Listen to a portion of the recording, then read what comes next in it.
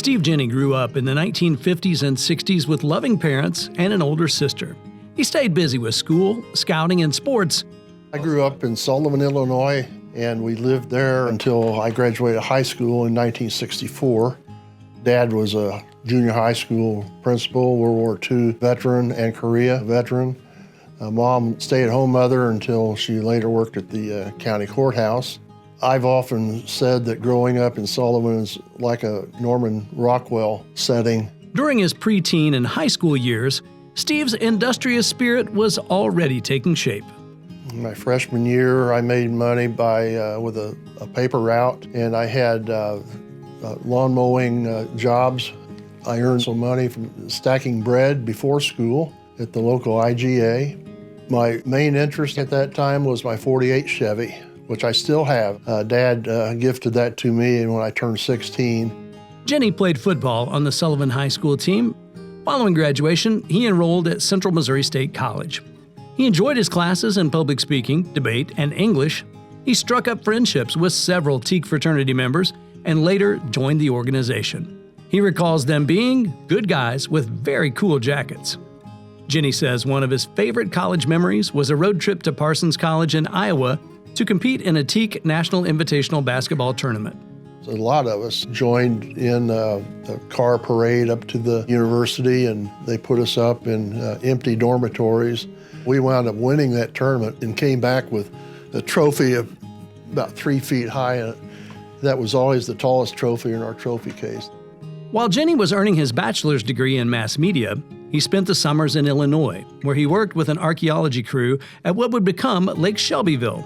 He later worked as an assistant field supervisor at Dixon Mound State Park in 1967. And that is where I met who was to become my best friend, Bill Eisminger, who had just graduated from the University of Oklahoma and was a volunteer, and I needed assistance on running elevations with a tripod and a stadium rod.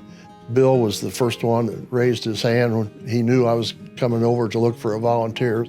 By 1968, they were working together at Cahokia Mound State Park in southwestern Illinois. We were involved in 2 different projects on the site. Following that, Steve went into the Army. I went into work at Cahokia Mounds permanently, starting in 1971, and worked there for about 49 years. Jenne remains best friends with Bill and his wife Gloria Eisminger, having served as the best man at their wedding. Jenne graduated from Central Missouri in 1969 and was soon drafted to serve in Vietnam. His father, Colonel Loren Jenne, was a veteran of both World War II and the Korean War. Jenne left Springfield, Illinois by train for his induction in St. Louis. He had already said goodbye to his parents, unaware they had a surprise in store. There must have been a holding area of, I'm going to say 1,000 other guys being inducted. And a major comes up to the podium and gets everybody's attention. They says, "Is there a Stephen R. Jenne here?" And I was escorted into a private room, and there's Mom and Dad. Dad was in his military uniform. There was a photographer from the St. Louis Post-Dispatch, and Mother was well-dressed, and that was the induction ceremony.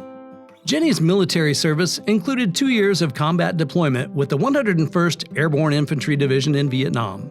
Following his return home, he utilized his UCM mass media degree to land a job with a consulting engineering firm. Early in his 31 years with Hansen Engineering, he created their public relations office and directed its activities until he retired. His post-retirement life has included a number of entrepreneurial projects, including co-owning a restaurant and a DJ business. Jenne's writing, editing, and PR experience also keep him busy. He authored a book highlighting a unique collectible item he's preserved since 1960. Then Vice President Richard Nixon visited Sullivan, Illinois during his 1960 presidential campaign. Jenne and the rest of Boy Scout Pack 39 were stationed directly behind the VP during the lunchtime stop. He was served a buffalo barbecue sandwich on a little paper plate. There were 10,000 people at this event, or more, no exaggeration, but he took a couple bites out of that sandwich and then put the half-eaten sandwich back down on his paper plate, excused himself, got up to go elsewhere to make his political speech. I saw that sandwich there. I thought, you know, Nobody else is going to think of this. So I picked it up, plate and all, and ran home, literally ran home with it. Burst in the door and said, "Mom, I've got the sandwich that Richard Nixon bit into." And she was scrubbing dishes. She said, "Oh, okay, what do you want me to do with it?" I said, "Well, freeze it." That thing stayed there for years and years. During the 1988 presidential election year, Newswire services retold his story, leading to an appearance on The Tonight Show with Johnny Carson. Well, Steve, you're a weird collector, but this has been a first for us. You probably should get this immediately into the freezer. I will. And how about this? You really gonna? Sure. You're not gonna. Watch me. I'm gonna. Thank you, Steve. Thanks for being here. Get that in the freezer right away. That was the thrill of a lifetime that I thought at the time nothing ever could top this, ever. Now 64 years old, the sandwich remains in Jenne's basement freezer. But it's not his only brush with fame. He maintains a friendship with world-renowned paleoanthropologist Dr. Donald Johanson.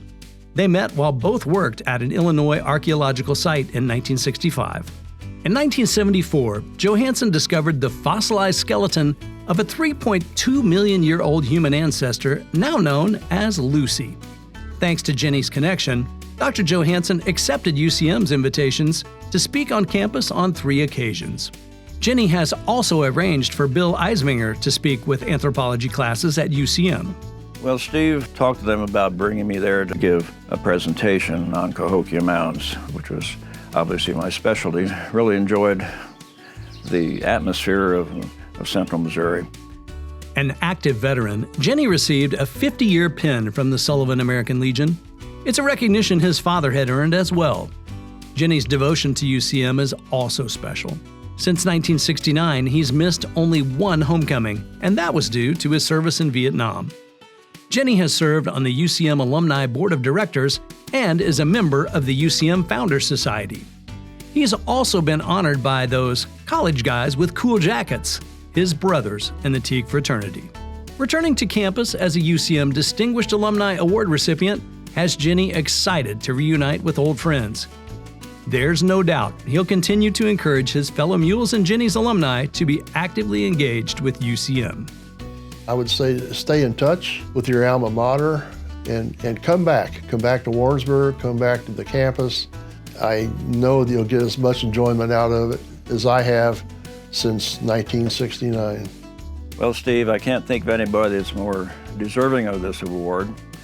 You've been recognized by your peers as a very important person to Central Missouri, and having been your good friend, your best friend for many years, congratulations, and you deserve this award.